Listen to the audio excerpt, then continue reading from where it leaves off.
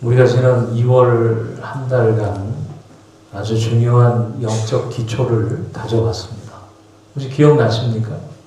첫째 주에는 목적 없이 빙글빙글 도는 송충이가 아니라 성령의 권능을 입어 세상으로 나가는 마르티스, 증인이 되자고 결단했지요.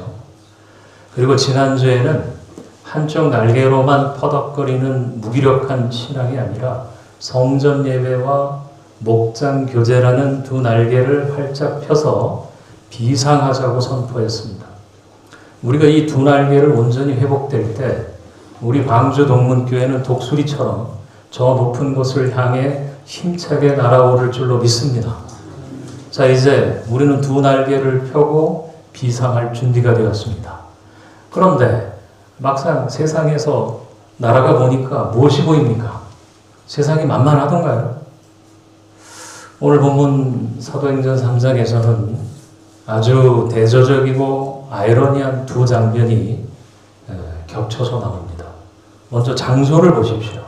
예루살렘 성전의 문이에요. 이름하여 미문입니다. 이 문은 당시 역사가 요세푸스의 기록에 따르면 높이가 무려 23m에 달하고 값비싼 고린도산 황동으로 입혀져 있었다고 합니다. 아침해가 떠오르면요, 그 황동문이 반짝거리면서 빛을 반사하는데 사람들이 눈이 부셔가지고 쳐다볼 수 없을 정도로 황홀하고 웅장했다고 말합니다. 그야말로 이름 그대로 아름다운 문입니다. 성공과 번영의 상징입니다. 그런데 여러분, 시선을 조금만 아래로 내려보십시오. 그 화려하고 아름다운 문 아래 누가 있어요?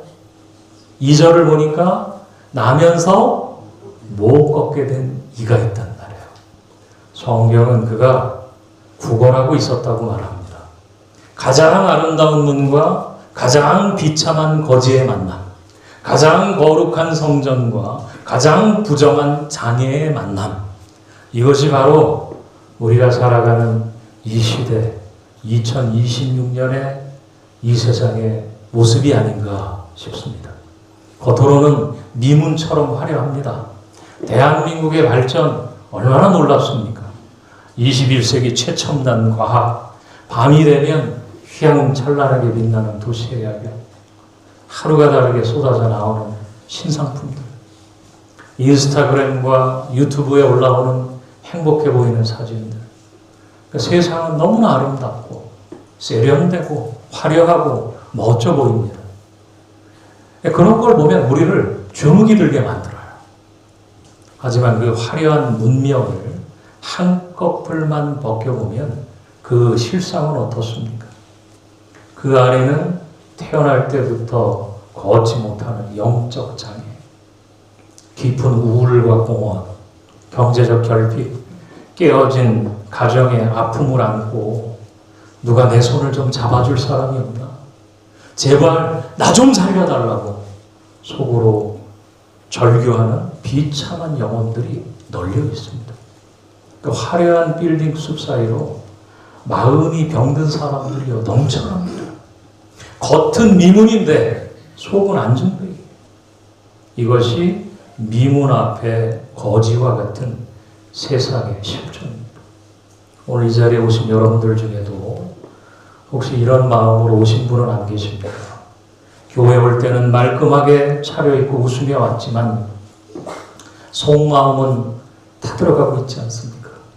목사님, 세상은 다 멀쩡하고 다 걷고 뛰는데 왜 나만 주저앉아 있는 것 같습니까? 남들은 아파트 사고 승진하고 돈도 벌고 잘 나가는데 왜 우리 집만 여전히 미문 앞에 쭈그리고 앉아 있는 겁니까? 경제적인 문제로, 자녀의 문제로 혹은 육신의 질병으로 인해 마치 미문 앞에 거지처럼 무기력하게 느끼고 계신 분은 없으십니까? 나도 저 아름다운 문으로 당당하게 들어가고 싶은데 다리에 힘이 없어서 못 들어갑니다 하고 남몰래 마음 아파하고 울고 계신 분은 없습니까? 사랑하는 여러분, 오늘 이 예배가 바로 그 무기력함을 깨뜨리는 시간이 되기를 바랍니다. 오늘 베드로와 요한이 그 안전뱅이를 향해 선포했던 그 말씀이 오늘 저와 여러분의 심령을 관통할 수 있기를 바랍니다. 은과 금은 내게 없거니와. 여러분, 우리는요 자꾸 없는 것 타령을 합니다. 돈이 없고 건강이 없고 빽이 없고 그래서 나는 안 된다는 거예요. 하지만 성경은 말합니다. 없는 것에 집중하지 마라. 속지 마라. 너에게 있는 것이 있다는 거예요. 세상이 알지 못하는, 세상이 줄 수 없는 것이 어디 안에 있어요? 네 안에 있다. 내게 있는 이것을 네게 주노니 나사렛 예수 그리스도의 이름으로 일어나 걸으라. 아멘. 오늘 이 시간 세상의 화려한 미문에 기죽지 않고 우리 안에 묻혀져 있는 예수라는 가장 강력한 무기를 다시 꺼내드는 인생 역전의 기적의 시간이 되기를 주의 이름으로 축원합니다. 먼저 우리는 이 놀라운 기적이 언제 어느 상황에서 일어났는지를 주목을 해야 됩니다. 본문 1절을 다 같이 한 목소리로 읽어보겠습니다.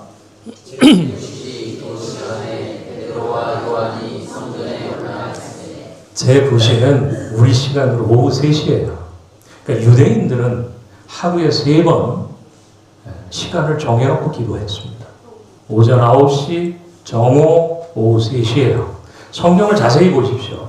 베드로와 요한이 지금 오늘 한번 기적을 일으켜볼까? 오늘 뭔가 느낌이 좋은데? 하고 작정하고 나선 게 아닙니다. 특별히 부흥회를 하러 가던 길도 아니었습니다. 그들은 늘 하던 대로 습관에 따라 정해진 시간에 뭐하러 가던 중이에요? 기도하러 가던 중이었어요. 여러분, 이게 정말 중요합니다. 그들은 늘 하던 대로 습관을 따라 정해진 시간에 기도하러 갔어요. 많은 성도님들이 기적을 어쩌다 터지는 대박처럼 생각합니다. 로또 당첨되듯이 한번 뜨겁게 기도해서 빵 터지는 걸 원해요. 그래서 평소에는 기도하지 않다가 문제가 생기면 그때야 주여 하고 달려와요. 아니, 물론 그것도 귀합니다. 그러나 성경의 위대한 기적은요, 대부분 거룩한 일상 속에서 일어납니다.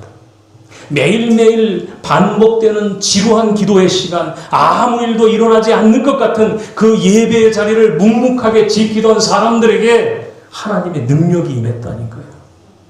물론 매일 기도하러 가는 거 쉽습니까?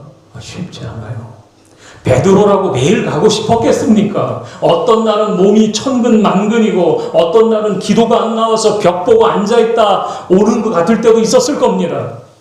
그리고 오늘 하루 빠진다고 하나님이 뭐라고 하시겠어? 오늘은 좀 쉬자. 이런 유혹이 왜 없었겠습니까? 하지만 여러분, 물이 끓으려면 몇 도가 돼야 되지? 100도가 돼야 됩니다. 99도까지는 물의 변화가 없어요. 눈에 보이지 않습니다. 그러니까 눈으로 보기에, 겉으로 보기에는 찬물이나 99도 물이나 똑같아 보여요. 그러나 멈추지 않고 계속 불을 떼면 딱 1도를 더하는 순간에 임계점을 넘는 순간에 물이 끓어올라요. 기도도 마찬가지예요. 신앙생활도 마찬가지라는 거예요. 베드로와 요한이 매일 성전에 올라가던 그 축적된 시간, 아무 일도 없는 것 같았던 그 성실한 시간이 있었기 때문에 결정적인 순간에 성령의 불이 임하고 기적이 폭발하는 거예요. 그리고 이 매일의 기도는 베드로에게 아주 중요한 선물을 주었습니다. 바로 영적인 민감성이에요. 수없이 지나치던 미문 앞에 거지였지만 매일 기도의 자리를 지키며 하나님과 깊이 교제하던 베드로의 눈에는 그날따라 그 영혼이 다르게 보였다는 거예요. 그러니까 기도의 루틴이 쌓일 때 비로소 불쌍한 영혼을 바라보는 주님의 눈이 열렸다는 겁니다. 제가 지난주에 말씀드린 두 날개, 예배와 목장이 바로 그거예요. 그러니까 성전 예배와 목장의 교제는 이벤트가 아닙니다. 매일 반복되는 루틴이에요. 매주 주일 성수하는 것, 목장 모임에서 식구들 얼굴 보는 것, 이게요 별일 아닌 것 같이 보여도 이 거룩한 습관이 우리의 영혼에 근육을 만들어요. 다니엘을 보십시오. 사자굴에 던져진다는 위협 앞에서도 그는 전에 하던 대로 하루에 3번 창문을 열고 뭘 해요? 기도했습니다. 그 습관이 사자의 입을 막아버린 거예요. 예수님을 보십시오. 십자가 지기 전날 밤 겟세마네 동산에 가실 때 성령이 뭐라 그럽니까? 성경에서 습관을 쫓아 감람산으로 가셨다. 이렇게 기록을 합니다. 그 기도의 습관이 십자가를 지는 능력이 된 거예요. 사랑하는 여러분, 여러분의 일상은 어떻습니까? 기도가 습관이 되어 있습니까? 아니면 문제가 터져야만 그냥 부랴부랴 119 부르듯이 수요 예배, 금요 예배, 새벽 기도에 그렇게 나오시진 않으십니까? 그것도 정말 귀하지만 여러분, 능력은요 축적된 기도에서 나와요. 능력은 지루함을 견디는 영성에서 나오는 거예요. 오늘 베드로처럼 정해진 기도의 자리, 예배의 자리에 생명을 거시기를 바랍니다. 그 거룩한 습관이 쌓이고 쌓여 여러분을 어느 날 기적의 주인공으로 만들어준다니까요. 베드로와 요한이 성전에 들어가려는데 구걸하던 사람을 만납니다. 평소 같으면 그냥 지나쳐 갔을 텐데 그날따라 성령께서 베드로의 발걸음을 멈추게 하셨어요. 그리고 말합니다. 우리를 보라. 그러자 5절에 보니까 그 거지가 어떻게 반응합니까? 5절 읽겠습니다. 여기서 아주 묘하고 팽팽한 긴장감이 흐릅니다. 저는 이것을 시선의 충돌이라고 부르고 싶어요. 베드로는 주님의 눈으로 그를 바라봐요. 아, 저 영혼이 살아야 될 텐데. 자, 그런데 안진뱅이 거지가 기대한 건 뭐지? 베드로의 인격입니까? 하나님의 말씀입니까? 영혼의 구원입니까? 아니에요. 동전 몇 푼이에요. 은과 금입니다. 저 사람들이 나를 쳐다보라고 하네? 옷차림을 보니까 부자는 아닌 것 같은데 그래도 꽤 큰 돈을 주려고 하나 보다. 야, 오늘 횡재했네 하고 잔뜩 기대에 차서 쳐다봅니다. 오늘날 세상이 교회에 기대하는 것도 이와 비슷할 때가 있어요. 세상 사람들을 교회를 향해서 너희가 우리에게 빵을 줄 수 있느냐? 복지를 줄 수 있느냐? 내 사업이 잘 되게 해줄 수 있느냐? 라고 물어요. 교회를 일종의 자선단체나 복지센터쯤으로 생각을 합니다. 하지만 여러분, 냉정하게 한번 생각해 봅시다. 만약 베드로가 그에게 금화 한 입을 던져줬다면 어떻게 되었을까요? 그날 그 거지는 아주 배불리 저녁을 먹었을 겁니다. 야, 이거 오늘 운수 대통했네. 좋아했을 겁니다. 하지만 다음날 아침이면요. 그는 여전히 걷지 못하는 안전뱅이로 여전히 누군가에 엎여서 미문 앞에 앉아서 또 다른 사람에게 제발 한 푼만 도와주세요. 또 구걸해야 됐을 거예요. 은과 금은 근본적인 해결책이 안 됩니다. 잠깐의 진통제일 뿐이에요. 제가 목회를 하면서 여러분의 가정 신방을 하거나 목회 상담을 하거나 제가 기도원 갈 때 기도 제목 카드를 받고 기도할 때마다 가슴이 먹먹할 때가 있어요. 그러니까 가정마다 인생마다 어쩜 그리 사연 없는 집이 없습니다. 구체적인 것만 몇 개, 다른 내용들 많은데 우리 삶의 생활에 관한 기도 제목은 뭐냐면 목사님 이번에 갚아야 될 돈이 많은데 너무 힘들어서 숨이 그냥 턱턱 막힙니다. 어떻게 살아야 될지를 모르겠습니다. 이번에 우리 아이 이번에는 꼭 좋은 대학에 들어가야 되는데 아니면 꼭 취업해야 되는데 면접만 보면 자꾸 떨어지네요. 사업장 경기가 안 좋아 너무 어렵습니다. 거래처 끊기면 정말 벼랑 끝입니다. 이겨낼 수 있도록 제발 기도해 주세요. 어디 뭐 이뿐입니까? 병원에서 정밀 검사를 받았는데요. 혹시라도 큰 병일까봐 덜컥 겁이 납니다. 잠이 안 옵니다. 목사님, 가족들과 갈등이 있습니다. 내가 집이 지옥 같아서 들어가기가 싫어요. 제가 이 이야기를 들으면서 저도 마음이 너무 아픕니다. 정말 열심히 기도해요. 하나님, 이 문제를 좀 해결해 주십시오. 승진되게 해주시고 가정의 문제도 관계의 문제도 해결해 주세요. 좀 사업 잘 돼가지고 빚 좀 갚게 해주세요. 우리 자녀들 번듯하게 좋은 대학 좋은 직장에 좀 들어가게 해주세요. 좋은 배우자도 만나게 성공 좀 하게 해주세요. 아픈 것 좀 낫게 해주세요. 남은 인생 제발 돈 걱정 없이 편안하게 좀 살게 해주세요. 이렇게 기도를 해요. 그런데 여러분, 제가 기도하면서도 한편으로는 이런 생각이 듭니다. 우리가 지금 하나님께 구하고 있는 것이 너무나 절박하지만 혹시 베드로가 만난 안전뱅이가 구했던 동전 몇 입은 아닐까? 냉정하게 한번 생각해 봅니다.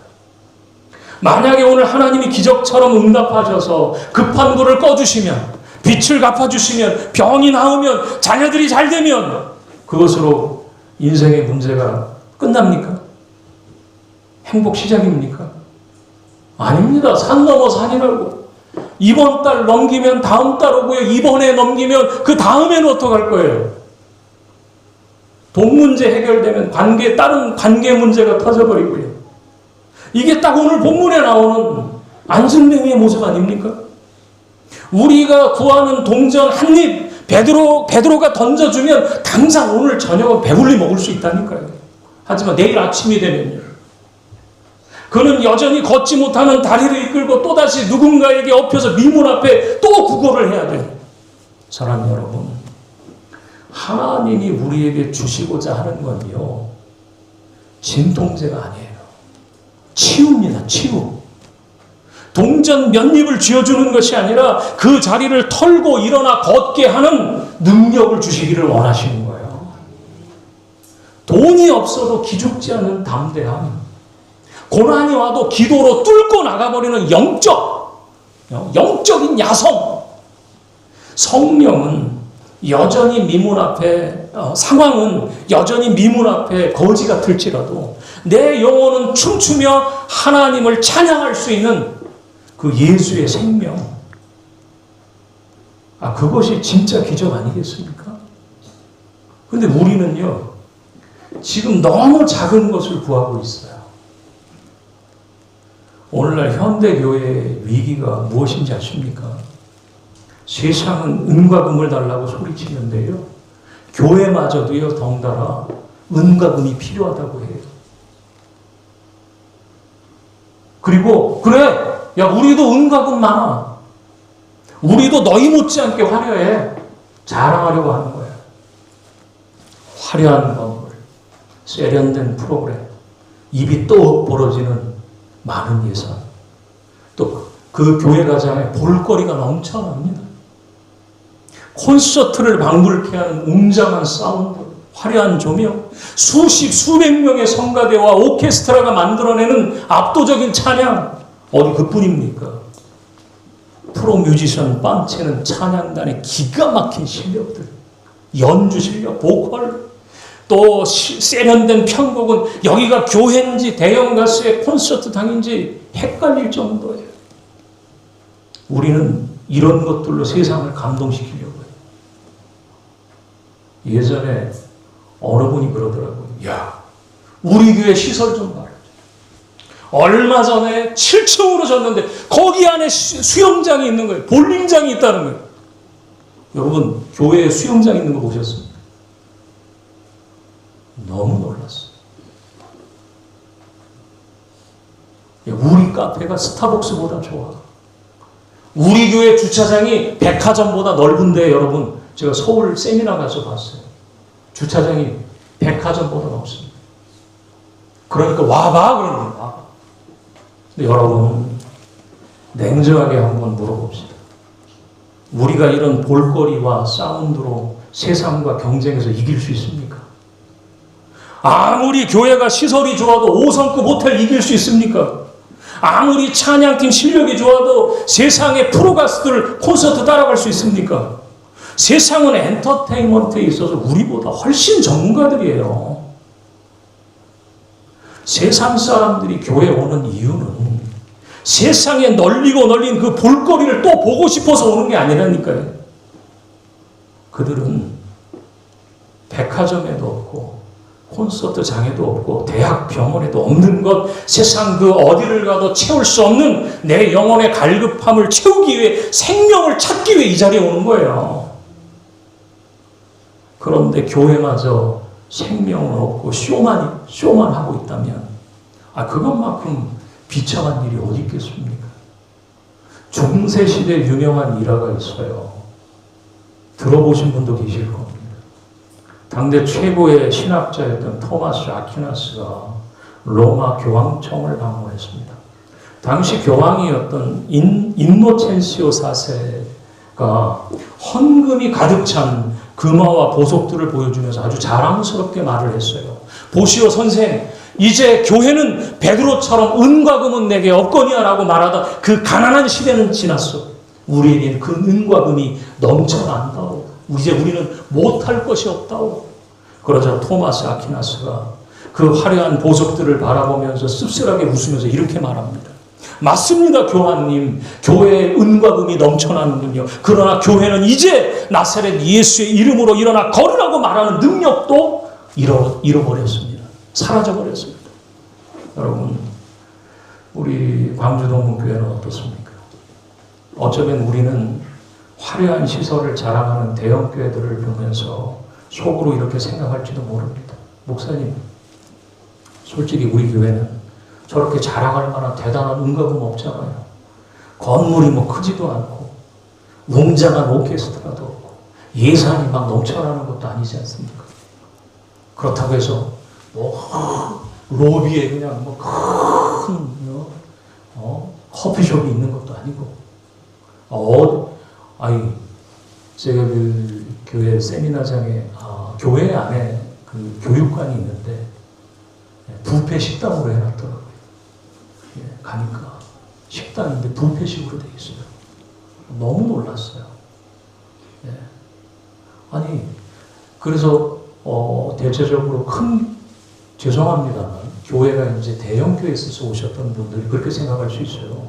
이 교회가 크지도 않고 웅장한 오케스트라가 있는 것도 아니고 다른 대형 교회들처럼 사람들의 발길을 끌어당기는 다양하고 세련된 프로그램이 있는 것도 아니잖아요. 맞아요.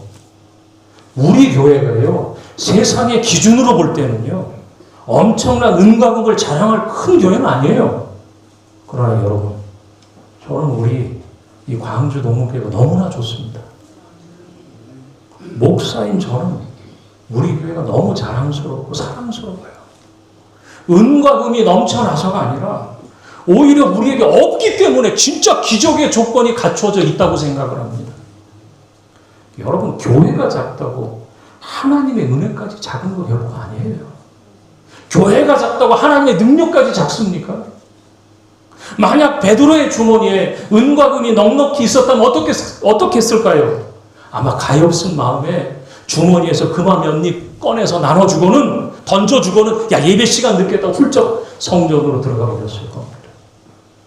하지만 베드로에게는 그 알량한 은과 금이 없었기 때문에, 그래서 내 영혼 깊은 곳에 있는 가장 확실하고 강력한 무기, 누구의 이름을, 예수 그리스도의 이름을 꺼내둘 수 있었던 거예요.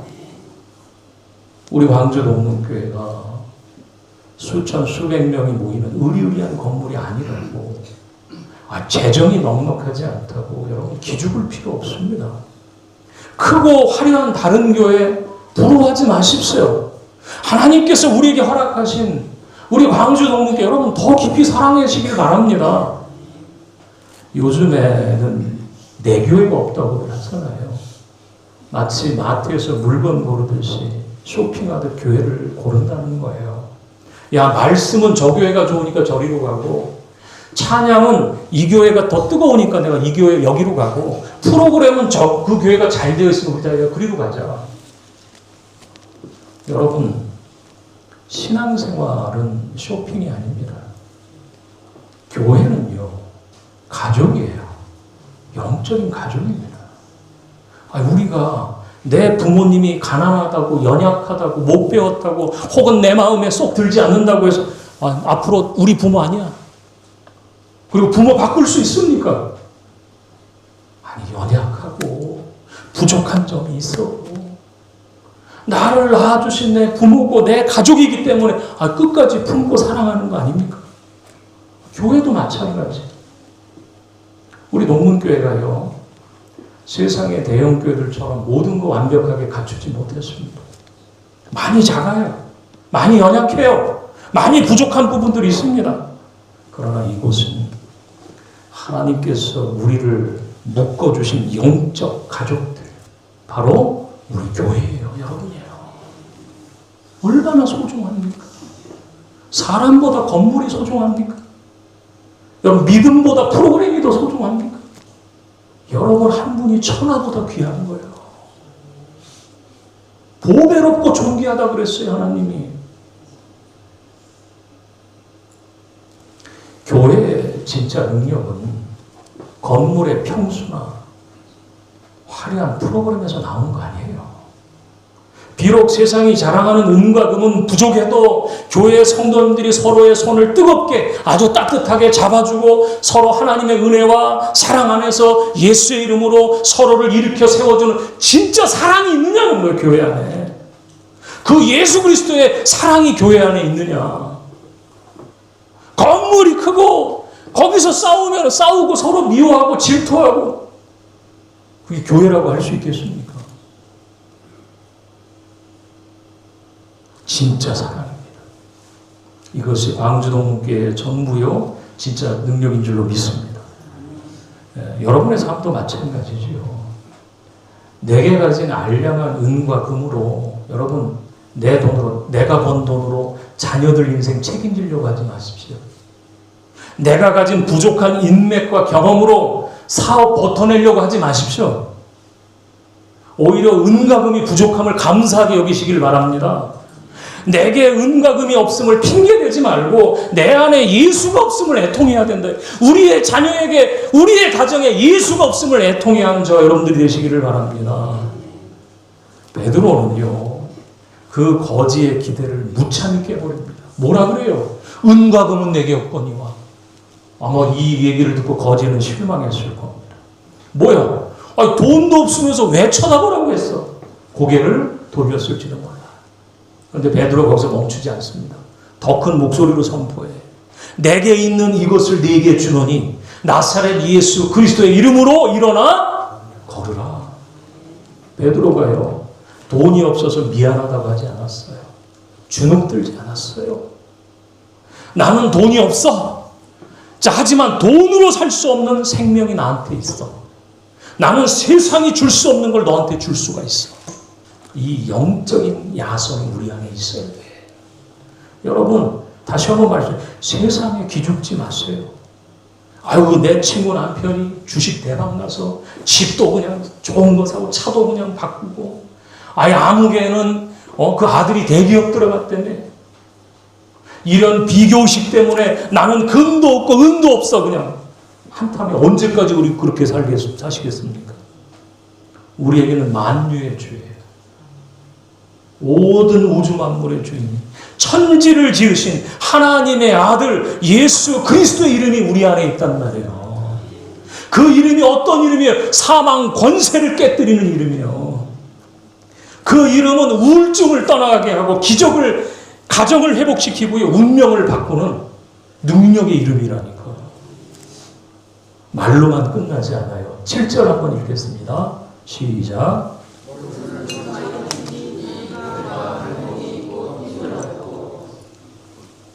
오른손을 잡아 일으키니, 이게 중요한 거예요. 선포하고 가만히 구경하는 거 아니에요. 손을 내밀어서 덥석 잡았어요. 그리고 확 잡아당겼어. 이거 모험입니다. 여러분, 만약에 안 일어나면 어떻게 돼요? 창피해서 어떻게 해요? 하지만 베드로는 믿었습니다. 내 능력이 아니라 예수의 이름의 능력을 믿었기 때문에 손을 내밀 수가 있었던 거야. 저는 우리 교회가요, 특별히 우리 목장의 모임이 이 오른손이 되기를 원해요. 예배 시간에 아멘하고 말씀의 능력을 믿었다면 지금 삶의 현장에 가서 쓰러져 있는 지체들에게 손을 내미시기를 바랍니다. 사랑하는 여러분, 지금 여러분 주변을 좀 돌아보세요. 영적인 안전뱅이처럼 방구석에 숨어 나오지 못하는 지체들 있잖아요. 실패와 낙심으로 고개를 떨군 형제들 있습니까? 그들을 향해 왜 안 나? 왜 믿음이 없어? 정죄하거나 멀리서 구경만 하지 마십시오. 베드로처럼 여러분의 오른손을 내미세요. 찾아가서 초인종을 누르고 가서 여러분 문자라도 한 통 보내시고요. 전화 통화라도 한번 누르세요. 힘들지?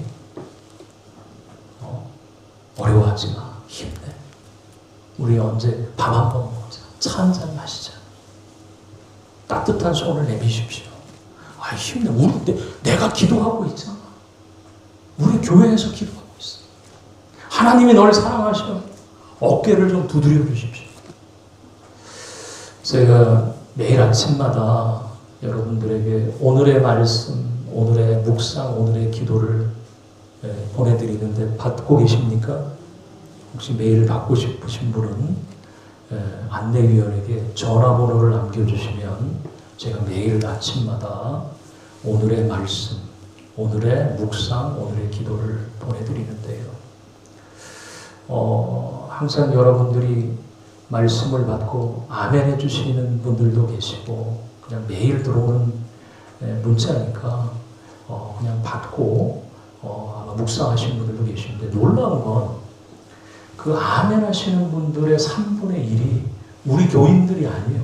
제가 이제 하다 보니까 전화번호로 이렇게 나눠서 이렇게 단체 문자를 보내는데 보내다가 제가 우리 성도님들한테만 보내야 되는데 제가 다른 교회 이 성도님들한테도 보냈던 것 같아요. 그러니까 처음에는 누구신지 아침마다 너무 감사합니다. 저를 아시는 분은 목사님 아침에 그 말씀 묵상과 기도 때문에 늘 힘이 납니다. 계속해서 이렇게 피드백을 주셔서 제가 어떤 날은 정말 피곤할 때가 있어요.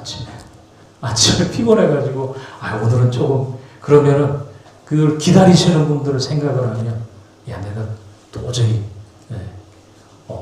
근데 그 사실요 그 문자 한 줄이요 얼마 되지 않아요. 이게 제가 뭐 열심히 준비하건 준비하지 않았던 간에 얼마 됩니까? 그런데 세상에 그 보내는 그 문자 한 통에도 힘을 얻는다니요. 다시 살아갈 힘을 얻는데요. 사랑하는 여러분, 혹시라도 내가 먼저 다가갔는데 거절당하면 어떡하지? 나 같은 사람의 위로가 무슨 도움이 되겠어? 두려워하지 마십시오. 손을 내미는 것은 우리의 몫이지만 그 영혼의 손을 붙잡아 진정으로 일으켜 세우시는 분은 내가 아니라 누구예요? 내 안에 살아계신 예수 그리스도예요. 베드로가 일으켜 세운 거 아니에요. 예수 이름의 능력이 그 권세가 일으켜 세운 거예요.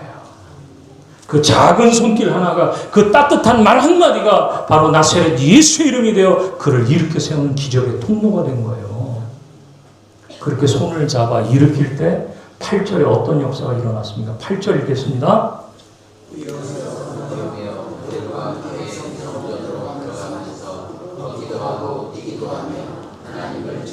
아멘.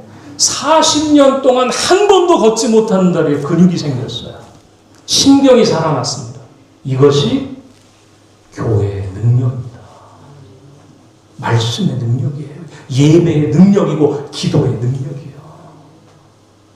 이것이 여러분이 경험해야 될 기적입니다. 말씀을 맺지요. 사랑하는 여러분, 오늘 본문에 나오는 안전뱅이는 누굽니까? 어쩌면 영적으로 주저앉아 있는 우리 자신의 모습일지도 몰라요. 예수님을 믿는다고 하면서도 여전히 세상의 미문 앞에서 돈 좀 벌게 해주세요. 성공하게 해주세요. 은과 금만을 구하고 있는 우리의 자화상은 아닙니까? 이제 자리에서 일어서셔야 돼요. 우리는 미문 앞에서 구걸하는 자가 아닙니다. 우리는 이제 주는 자예요. 주는 자. 베드로가 당당하게 말했습니다. 내게 있는 이것을 내게 주니 그래요. 여러분에게 이미 예수가 있어요. 성령의 권능이 있다니까요. 단지 그 보물을 사용하지 않고 묵혀두고 있으니까 그러는 거예요. 이번 한 주간 세상에 나가서요, 예수의 이름을 사용하시기를 바랍니다. 돈으로 해결해 보지 말고요, 기도로 한번 승부해 보세요. 내 힘으로 버티려고 하지 말고 예수의 이름으로 당당하게 선포하시기를 바랍니다. 우리를 주저앉게 만드는 절망과 우울의 영은 나사렛 예수의 이름 앞에 흔적도 없이 떠나갈지어다. 아멘. 우리의 가정을 일어설 수 없게 묶고 있는 가난과 불화의 쇠사슬도 예수의 이름으로 끊어질지어다. 여러분의 사업터와 눈물로 기도하는 자녀들의 앞길 위에 하나님의 나라가 강력하게 임할지어다. 그리고 이제 우리가 주변을 돌아보자. 여전히 영적인 미문 앞에 주저앉아 있는 사람들이 이제 막 보이기 시작할 겁니다. 세상의 분주함 속에서 뭐가 그렇게 바쁜지 이리저리 방황하고 참된 생명의 진리를 알지 못한 채 헛된 은과 금만 쫓아가는 불쌍한 이웃들이 보이기 시작할 거예요.